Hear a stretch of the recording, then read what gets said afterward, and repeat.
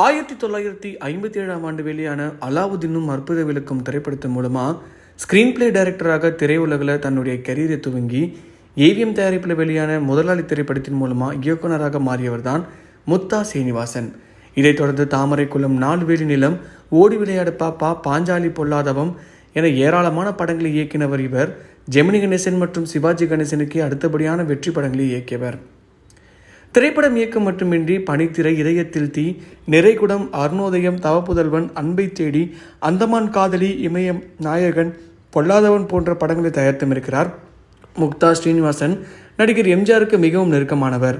ரஜினிகாந்தும் அந்த சமயத்தில் தான் ரசிகர்களை கவரும் அதிரடி ஆக்ஷன் படங்கள் நடித்து ரசிகர்கள் மத்தியில் தனக்கென இடத்தை பிடித்தார்.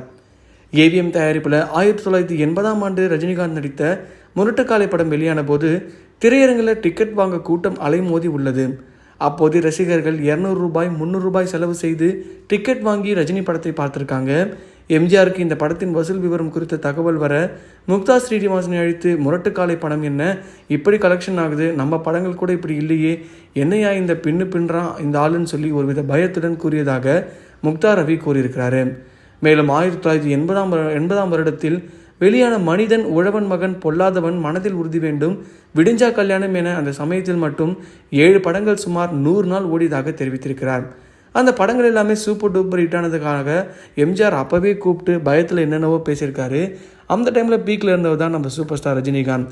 சூப்பர் ஸ்டார் ரஜினிகாந்தை பொறுத்த வரைக்கும் ஆரம்பத்தில் ஒரு சாதாரண நடிகராக வந்து அதுக்கப்புறம் தமிழ் சினிமாவில் தவிர்க்க முடியாத மிகப்பெரிய கதாநாயகனாக மாறி இருக்காரு. அதுவும் இந்த கருப்பாக இருக்கவங்களாம் எப்போ ஹீரோ ஆக முடியும் அப்படின்னு யோசிச்ச டைமில் இப்படிப்பட்டவங்களாம் ஹீரோ ஆக முடியாதான்னு சொல்லி அந்த பிம்பத்தை உடைச்சி இப்போ வரைக்குமே தமிழ் சினிமாவில் கலக்கிட்டு இருக்காரு. ஒரு டைமில் எல்லா நடிகர்களுமே இவர் மேலே பொறாமப்படுற அளவுக்கு அவரோட நடிப்பு திறனை மட்டும் இல்லாமல் அவரோட வளர்ச்சியும் அசுர வளர்ச்சியாக இருந்தது.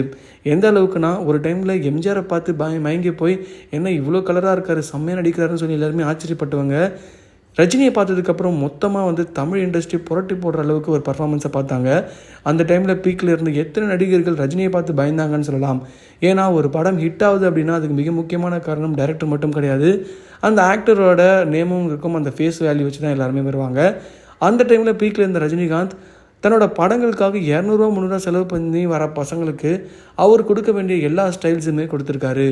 அந்த டைமில் 200 ரூபா 300 ரூபான்றது இந்த டைமில் கிட்டத்தட்ட 10,000 ரூபாய் கிட்ட செலவாகும் அப்படின்னு சொல்லலாம்.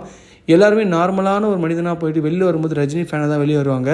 அந்த ஒரு விஷயம் அந்த டைமில் முன்னணி நடிகராக அந்த நிறைய பேருக்கு பயத்தை உண்டு பண்ணியிருக்கு.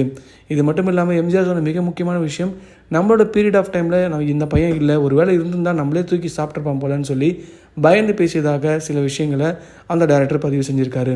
இதை பற்றி உங்கள் கருத்தை கமெண்ட் பாக்ஸில் பதிவு பண்ணுங்கள். மறக்காமல் நம்ம சினி ஜங்ஷன் சேனலை லைக் பண்ணி, ஷேர் பண்ணி, கமெண்ட் பண்ணுங்கள், சப்ஸ்கிரைபும் பண்ணுங்கள்.